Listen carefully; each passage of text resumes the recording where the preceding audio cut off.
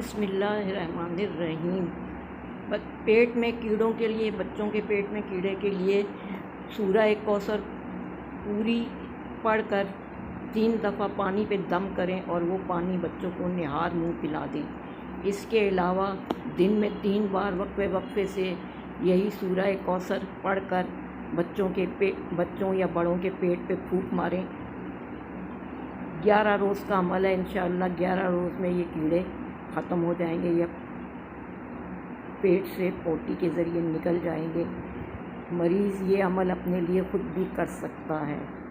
तो सूरह कौसर यानी कि इन्ना अतैना कल कौसर फसल्लि रब्बी का वनगर इन्ना शानिया का हुआ लफ्ज़ पूरी पढ़नी है और फिर पानी पे 3 दफ़ा दम करना है और वो पानी निहार मुँह पिला देना है या पी लेना है और 11 दिन तक ये अमल करना है। उसके अलावा दिन में